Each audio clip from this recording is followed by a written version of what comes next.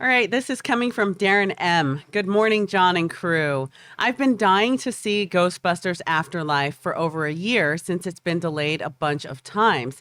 I honestly thought it could be $1 billion film, and I even asked you about it on your show, and you said it was too late to make $1 billion.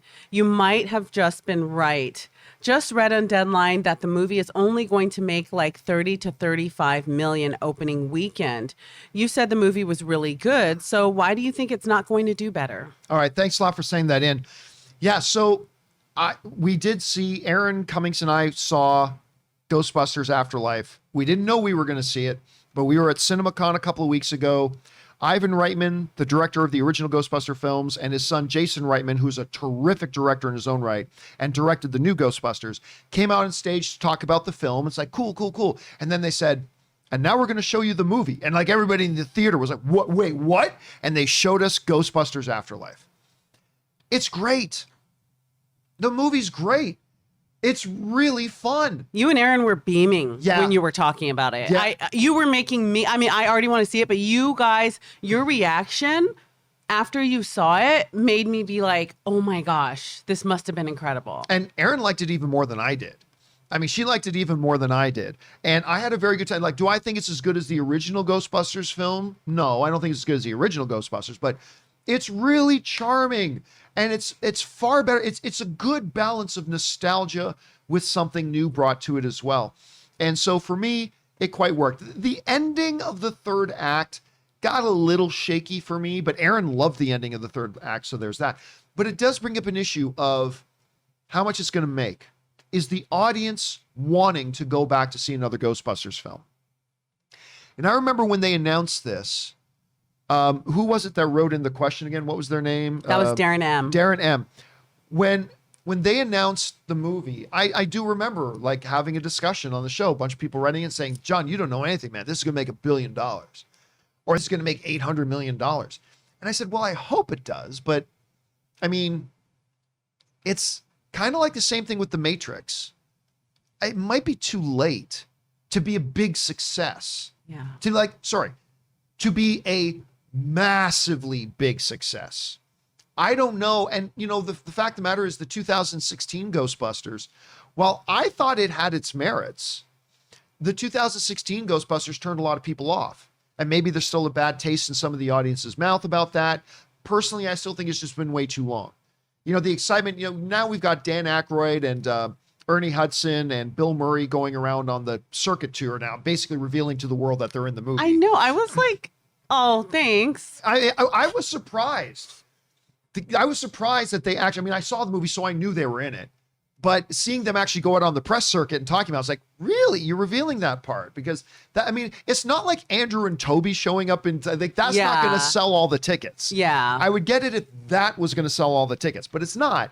So 30 to 35 million. By the way, look, this comes to us from the folks over at Joe Blow who write the following. It has been a long time coming, but Ghostbusters Afterlife is finally ready to bust on some ghosts after dealing with delays due to the COVID-19 pandemic. Sony Pictures moved the film around to ensure a proper theatrical release, and now that has finally arrived.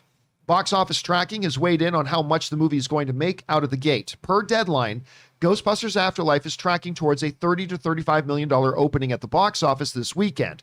Sony Pictures is being more conservative with a $27 to $28 million estimate, but it's clear the studio is looking at the long-term haul more than just this opening weekend. So there's a couple of interesting things here. Number one, Sony was smart enough to keep the budget for this relatively small for a blockbuster. I believe the shooting budget on this movie was $75 million. And that, for a big tentpole movie, that's considered a pretty reasonable budget. It's more money than I will ever see in my life, but for a movie like Ghostbusters, it's considered to be one of the more reasonable price things. So they kept the cost relatively down. The other thing is this, is that they're banking, and this is what Joe Blow was alluding to. Sony is banking that audiences will like it, and then the second weekend is, I never know when Thanksgiving is here because I'm Canadian, but next weekend is Thanksgiving weekend, right? It is. Okay. So they're banking that audiences are going to go see it this weekend.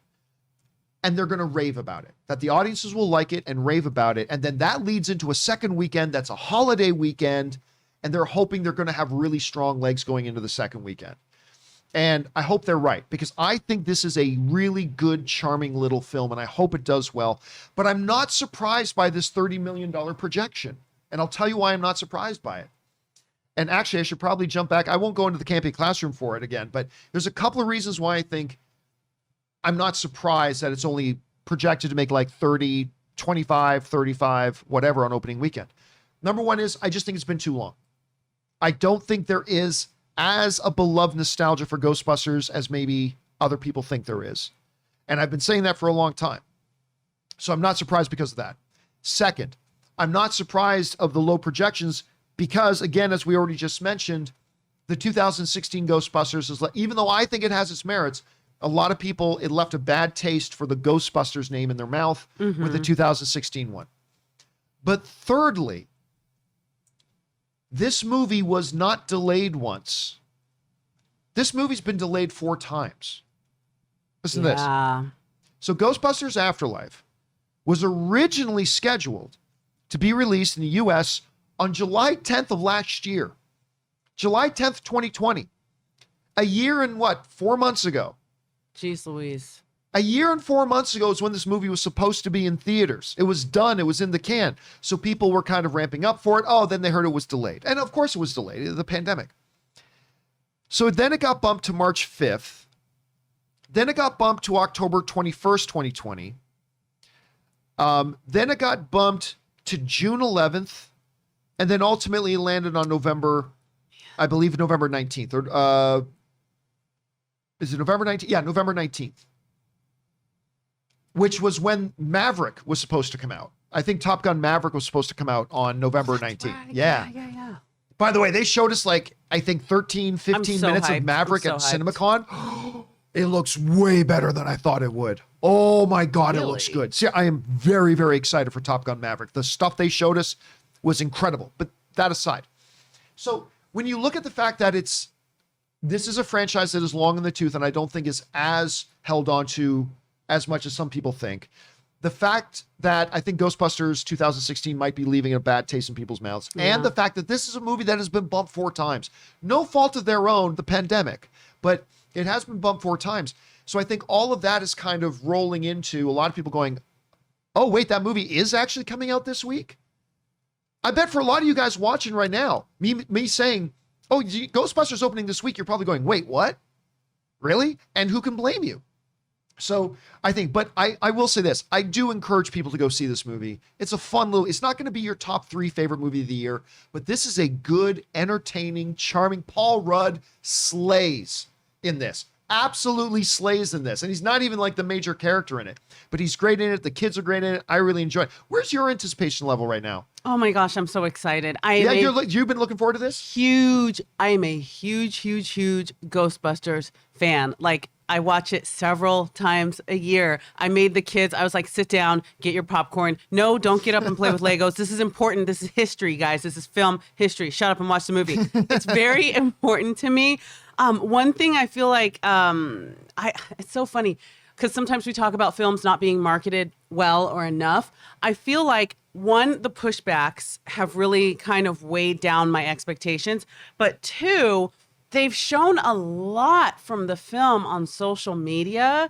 And we've seen the terror dogs. I would have liked to know that was a surprise, but I can tell you, Slimer. They haven't given the movie away. Okay. I kind of felt like they haven't given the movie away. Okay. Well, that's good to know because I felt like the little Stay Puft guys. Yeah. I would have liked to see that in a theater. But you can't not put that in the trailer, right? They were, I'm excited. They were so cute. Because I can't wait to get a toy of it. But I'm a little bummed that the younger generation isn't as excited. I'm disappointed. Honestly, I was like, guys, boys, Afterlife, what? They were like, and I'm like, no, get excited. Let's be excited for this.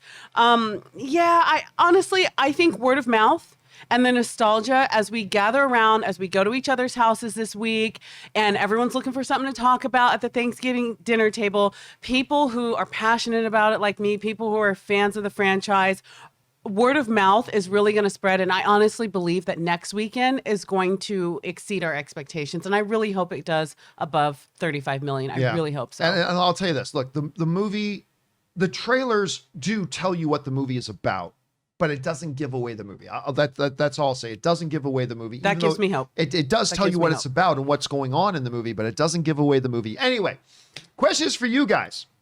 What do you think about the projections right now? Sony being conservative, saying big 20s, Deadline saying 30 to 35. Are you surprised by those projections? Were you expecting it to make more? Maybe you weren't. Whatever you guys are thinking, jump down into the comment section below and let us know your thoughts.